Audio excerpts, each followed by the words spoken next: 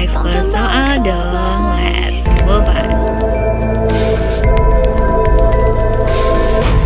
Oke, soal nomor 1 yang ditanyakan adalah komponen non-protein berupa molekul anorganik.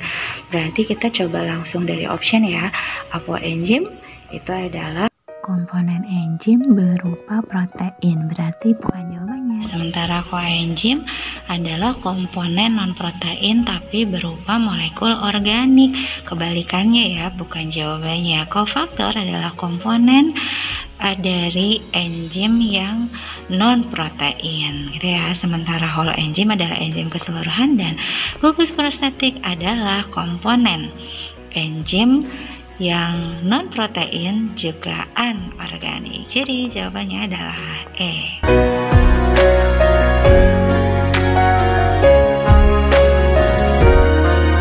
Oke, selanjutnya adalah mengenai sifat dari inhibitor kompetitif. Sifat utama dari inhibitor kompetitif adalah berikatan pada sisi aktif enzim gitu ya, di bagian kofaktor. Dan sifat lain, dia itu bisa berikatan lemah dan juga bisa berikatan kuat. Kalau berikatan lemah berarti reversible, bisa kembali lagi ke posisi semula ya inhibitornya. Tapi kalau ikatannya kuat atau irreversible itu stabil, nggak bisa balik lagi ke posisi semula. Jadi kalau kita lihat dari option yang A, apakah inhibitor kompetitif itu bisa berikatan lemah pada sisi aktifnya? Benar gitu ya, bisa. Tapi kalau yang B, apakah hanya irreversible saja?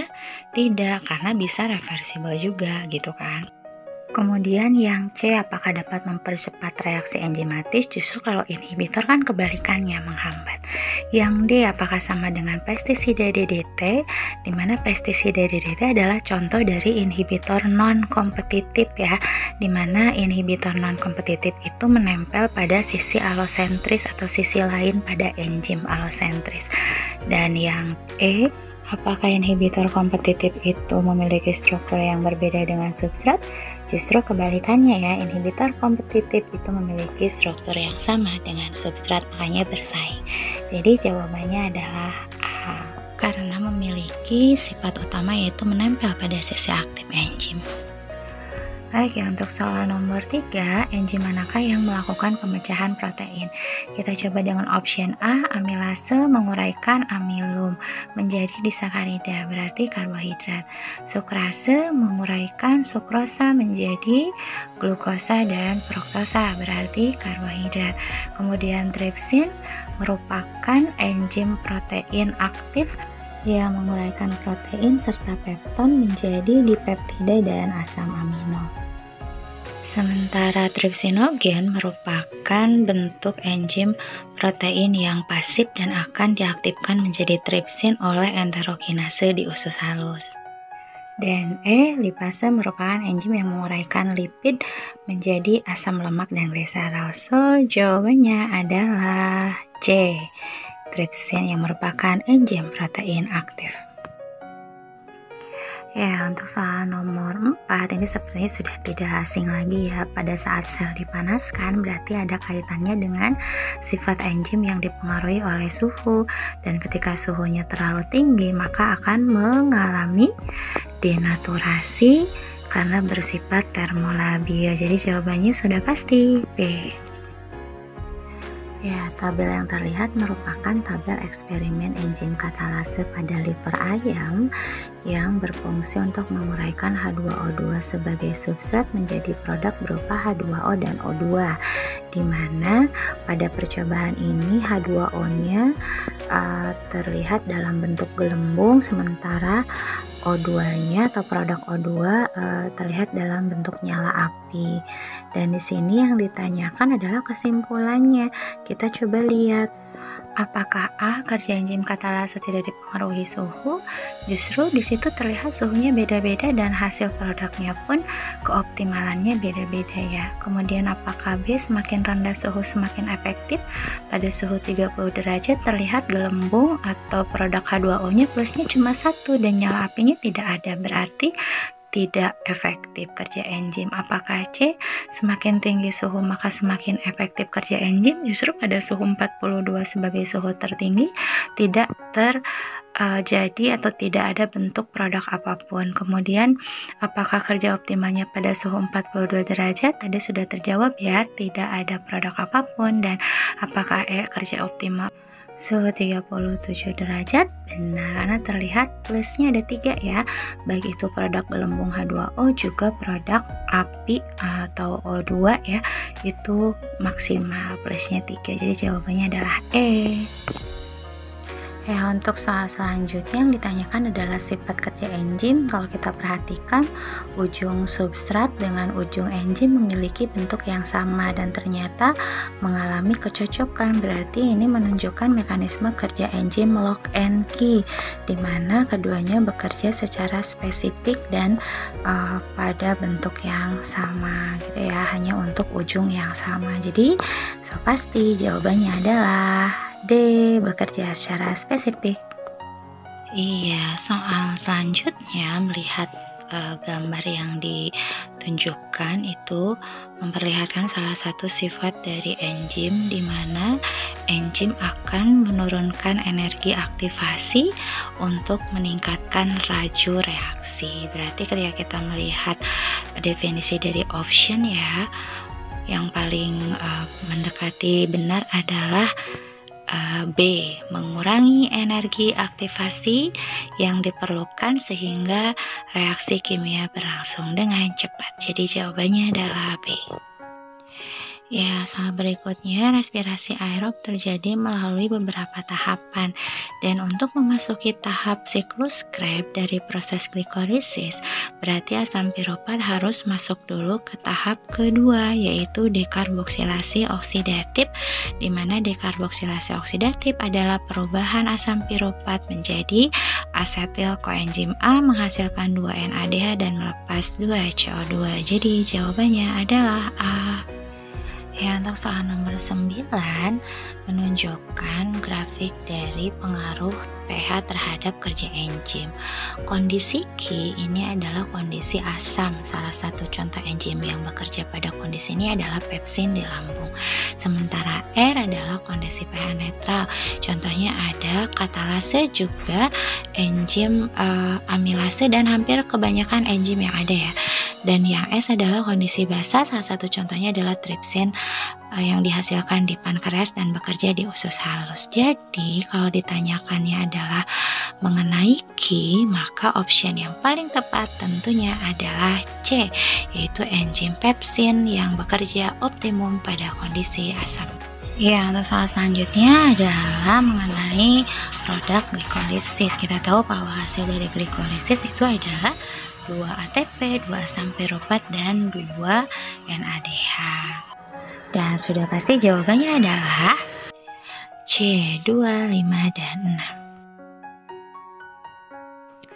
6. Ya, soal berikutnya adalah mengenai peragian glukosa yang mengalami glikolisis menjadi asam piruvat kemudian dirubah jadi etanol. Berarti kita akan membahas tentang proses fermentasi alkohol. Sebelumnya kita coba lihat dulu pembahasan respirasi anaerob ya.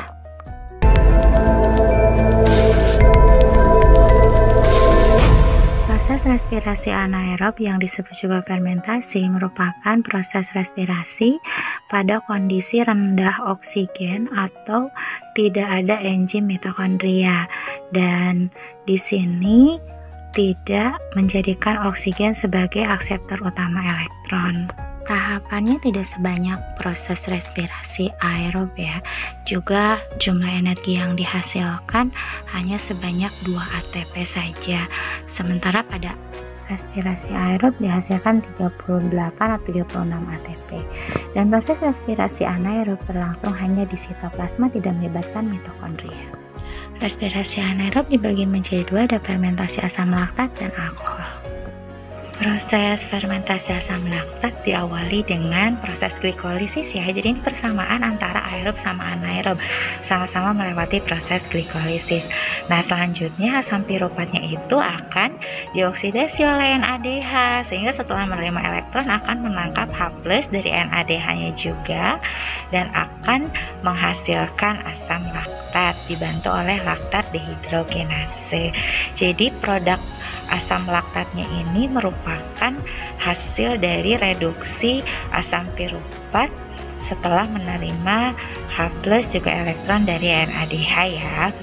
Nah, contoh kondisi dari fermentasi asam laktat salah satunya adalah kelelahan otot, di mana kondisi oksigen sangat rendah pada saat otot lori kita melakukan aktivitas berat seperti olahraga, dan efeknya salah satunya ada pegal-pegal kan. Nah, itu adalah timbunan asam laktat yang ada pada otot kita setelah melakukan respirasi anaerob. Contoh lain adalah dalam proses pembuatan yogurt oleh Lactobacillus bulgaricus atau keju oleh Lactobacillus casei. Itu juga berlangsung fermentasi asam laktat. Dan untuk fermentasi alkohol di sini terlihat awal yang sama, yaitu proses glikolisis terlebih dahulu untuk menghasilkan 2 asam piruvat, 2 ATP dan 2 NADH. Kemudian terjadi dekarboksilasi pada asam piruvatnya, di mana dilepas CO2 untuk menghasilkan asetaldehid. Yang selanjutnya asetaldehid akan mengikat elektron dari NADH sehingga terbentuklah 2 etanol. Contoh organisme yang melakukan proses fermentasi alkohol salah satunya adalah Saccharomyces cerevisiae yang merupakan bakteri yang tidak memiliki mitokondria. Di antaranya produknya berupa tape, bir atau minuman beralkohol, juga roti. Itu adalah produk-produk dari proses fermentasi alkohol yang menghasilkan 2 ATP dari glikolisis, 2 CO2 dan 2 etanol. Ya, jelas dong. So, pasti jawaban untuk soal nomor 11 ini adalah C. Ada 2 ATP hasil fermentasi alkohol dan agennya adalah Saccharomyces cerevisiae. Sementara untuk option A dan B yang melibatkan Rhizopus itu adalah jamur yang terlibat dalam proses pembuatan tempe ya, salah satunya Rhizopus oryza. Juga Rhizopus oligosporus dalam pembusukan buah-buahan dan makanan. Ya, kita coba lihat di soal nomor 12 ini adalah tahapan proses glikolisis, di mana ada tahapan yang loncat ya, antara glukosa langsung menghasilkan PGAL. Di sini tidak menghasilkan energi. Sementara nomor 2 pada saat PGAL dirubah menjadi 1,3 bifosfoglycerat dihasilkan NADH. Kemudian antara 1,3 bifosfoglycerat menjadi 3 fosfoglycerat itu dihasilkan ATP. Selanjutnya untuk nomor 4 tidak dihasilkan energi apapun, dan terakhir di nomor 5 itu dihasilkan ATP. Jadi jawabannya adalah E ya, 3 dan 5. Ya, pertanyaan selanjutnya adalah tempat terjadinya tahapan glikolisis dan hasilnya. Kita lihat di tempat tahapan, karena proses glikolisis itu berlangsung di sitoplasma, sudah pasti harus mencari option yang ada nomor 1-nya. Sedangkan di option hanya ada A ya, sudah pasti jawabannya adalah A. Dan kita lihat apakah hasilnya sesuai. Nomor 1 itu adalah NADH sebagai produk glikolisis, juga ada nomor 7 yaitu asam piruvat dan nomor 8 ATP. Jadi cocok, jawabannya adalah A. Oke, untuk soal ini sudah ada di penjelasan sebelumnya ya tentang perbedaan dari respirasi aerob dan anaerob. Coba kita cek yang A. Apakah respirasi aerob itu energinya kecil? Kebalikannya ya, jadi option A itu terbalik. Kemudian apakah yang B respirasi aerob langsung hanya di sitoplasma? Tidak ya, juga mitokondria. Malahan respirasi anaerobnya di sini kurang tepat karena berlangsung di mitokondria. Apakah C respirasi aerob menghasilkan CO2, H2O dan ATP? Benar, CO2 diproduksi oleh DO dan siklus Krebs, H2O dari STE, ATP juga ada di glikolisis, juga siklus Krebs dan STE. Sementara pada respirasi anaerob memang terbentuk asam laktat, alkohol dan ATP. Apakah di tahapan respirasi respirasi aerob itu lebih sederhana, justru lebih kompleks, terbalik antara option anaerob dan aerob ya. Dan tidak memerlukan oksigen tetap untuk aerob itu juga kurang tepat, karena kebalikannya, di sini anaerob justru yang tidak membutuhkan oksigen atau tidak melibatkan oksigen. Jadi sudah pasti jawabannya adalah C. Ya, untuk nomor selanjutnya, bila otot kita bergerak melebihi batas sedangkan jumlah O2 berkurang, maka untuk mendapatkan energi dilakukan proses fermentasi. Proses ini merugikan karena apakah energi yang dihasilkan mitokondria sangat sedikit? Kurang tepat, karena proses fermentasi asam laktat ya, lebih tepatnya karena ini berlangsung di otot, itu hanya berlangsung di sitoplasma. Apakah B tidak mengalami proses glikolisis untuk menghasilkan asam piruvat? Kurang tepat juga, karena semua proses respirasi anaerob diawali dengan proses glikolisis. Apakah C dihasilkan asam laktat yang beracun? Benar, jadi produk dari respirasi anaerob atau fermentasi asam laktat yaitu asam laktat. Sifat racunnya ini karena menyebabkan rasa pegal dan kelelahan pada otot, tapi tidak fatal ya, masih bisa keluar lewat urin, juga keringat gitu ya, setelah mengkonsumsi suplai yang mengandung O2 kembali dan menjadikan O2 sebagai akseptor utama. Apakah dihasilkan asam piruvat yang tidak mengandung energi? Dihasilkan, karena proses glikolisis juga menghasilkan 2 ATP, 2 asam piruvat dan NADH. Apakah dihasilkan NAD dan FAD untuk siklus Krebs? Respirasi anaerob tidak menghasilkan FAD, juga tidak melewati siklus Krebs. Jadi jawabannya adalah C. Ya, untuk soal selanjutnya memperlihatkan skema dari respirasi aerob. Harus kita identifikasi dulu satu-satu sebelum menjawab ya. Jadi X itu adalah substrat awal yang dirubah, berarti benar, glukosa, dimana glukosa akan melewati proses nomor 1 yaitu glikolisis yang menghasilkan asam piruvat. Tahapan selanjutnya terlihat nomor 2 yang berbentuk lingkaran, berarti itu adalah simbol dari sebuah siklus. Dan tahapan dari skema respirasi aerob yang berbentuk siklus adalah siklus Krebs. Berarti ada yang tidak dimuat di sini ya, yaitu reaksi antara DO atau dekarboksilasi oksidatif.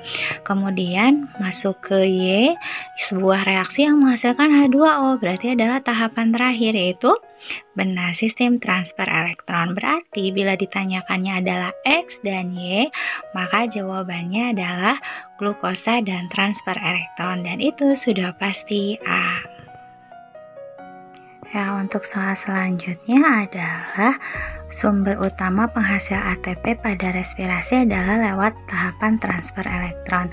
Tempat berlangsungnya dan jumlah ATP yang dihasilkan pada tahapan transfer elektron adalah sudah pasti jawabannya adalah membran dalam mitokondria sebanyak 34 ATP sesuai dengan tabel hasil akhir respirasi aerob yang kita miliki. Jadi jawabannya E.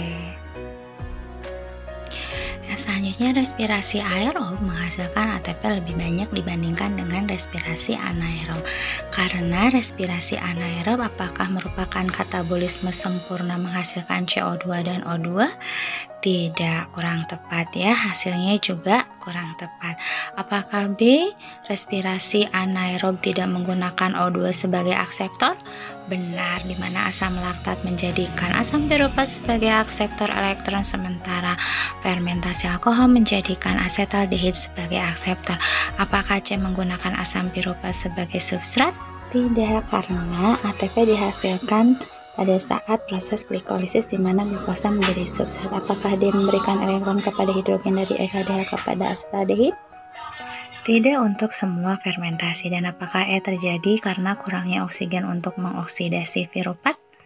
Kurang tepat juga, karena selain kurangnya oksigen untuk mengoksidasi piruvat juga tidak terjadi tahapan lain di mitokondria sehingga tidak bisa menghasilkan jumlah ATP yang lebih banyak.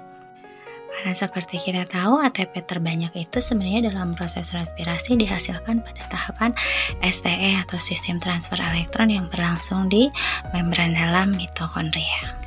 Ya, untuk selanjutnya adalah hasil akhir yang diperoleh dari fermentasi alkohol. Sudah dibahas di proses anaerob sebelumnya ya, bahwa fermentasi alkohol menghasilkan CO2, 2 ATP, dan etanol. Jadi jawabannya adalah D, 2, 3, dan 4. Ya, untuk soal nomor 21 kembali ditanyakan bagian dari tahapan proses respirasi aerob. Karena X berada pada bagian awal, berarti prosesnya adalah proses benar glikolisis, dan sudah pasti hasil dari glikolisis adalah 2 ATP, 2 NADH, dan 2 asam piruvat serta berlangsung di sitoplasma. Jadi sudah pasti jawabannya adalah A. Ya, untuk soal selanjutnya, kerja enzim dipengaruhi oleh pH, suhu, dan konsentrasi enzim. Enzim yang bekerja di mulut manusia, sudah pasti jawabannya adalah A ya, karena ada enzim amilase dan pH-nya netral, sementara tripsin itu berada di usus halus dan pH-nya basa benar, dan pepsin itu adanya di lambung, bukan di mulut. Sekali lagi jawabannya A. Ya, soal selanjutnya tentang mekanisme kerja inhibitor kompetitif dalam menghambat kerja enzim ditunjukkan oleh apakah A. Nomor 1, seluruh permukaan enzim dapat beririkatan dengan inhibitor? Kurang tepat ya, karena inhibitor kompetitif hanya menempel pada sisi aktif enzim. Apakah B. Nomor 2, inhibitor memiliki struktur mirip substrat yang berikatan dengan sisi aktif enzim? Betul, dan terkadang bisa ikatan lemah atau ikatan kuat. Apakah C. Nomor 3, inhibitor terikat pada sisi alosentris enzim? Kurang tepat, karena untuk nomor 3 berarti inhibitor non kompetitif. Apakah D. Nomor 4, sisi aktif enzim berikatan secara kuat dengan inhibitor sehingga menurunkan aktivitas enzim katalitik atau aktivitas katalitik? Kurang tepat juga, karena tidak selamanya berikatan secara kuat ya, karena ada yang reversibel juga. Apakah E. Nomor 5, sisi alosentris dan sisi aktif enzim berikatan dengan inhibitor? Ketika sisi alosentris ditempeli, biasanya sisi aktif akan berubah dan tidak bisa ditempeli kembali. Jadi jawaban yang paling tepat itu adalah B, karena inhibitor memiliki struktur mirip substrat untuk berikatan dengan sisi aktif enzim sebagai ciri utama dari inhibitor kompetitif. Untuk soal nomor 24, hasil respirasi aerob, berarti kita kembali melihat tabel kesimpulan hasil respirasi aerob ya. Apakah A. CO2 dan H2O adalah produk respirasi aerob? Benar, CO2 kita dapat di DO dan siklus Krebs, sementara H2O di STE ya. Apakah B. ada CO2 dan O2? CO2 iya, tapi O2 itu adalah akseptor, bukan produk. Yang C juga sama ya, ada O2-nya, berarti kurang tepat. Begitupun yang D, C6H12 dan O6 itu bukan produk atau hasil, melainkan substrat awal yang diolah. Juga O2-nya kurang tepat. Dan yang E, masih ada glukosa, berarti kurang tepat. Jadi jawabannya adalah A. Ya, selanjutnya adalah jumlah energi yang dihasilkan pada tahap glikolisis melalui fosforilasi tingkat substrat dan fosforilasi oksidatif. Fosforilasi oksidatif itu nama lain dari STE ya, atau sistem transfer elektron. Berarti kalau ditanya adalah jumlah energi, berarti kan total energi di glikolisis dan STE. Jadi 2 ATP ditambah 34 ATP ya. Jadi ada 36 ATP. Jadi jawabannya adalah D. Ya, mungkin kita juga harus tahu definisi fosforilasi tingkat substrat itu apa dan fosforilasi oksidatif itu apa ya. Jadi fosforilasi tingkat substrat itu proses mengubah ADP menjadi ATP dengan transfer langsung ke gugus fosfatnya, tidak melewati rantai gitu ya. Dan contohnya itu pada glikolisis dan siklus Krebs, masing-masing menghasilkan 2 ATP kan, 2 ATP gliko, 2 ATP untuk siklus Krebs. Sementara Fosforilasi oksidatif itu menggunakan gradien proton atau H+ gradien konsentrasi ion yang dihasilkan dalam rantai transfer elektron untuk memfosforilasi ADP menjadi ATP dalam organisme aerob. Berarti nama lain dari fosforilasi oksidatif adalah sistem transfer elektron.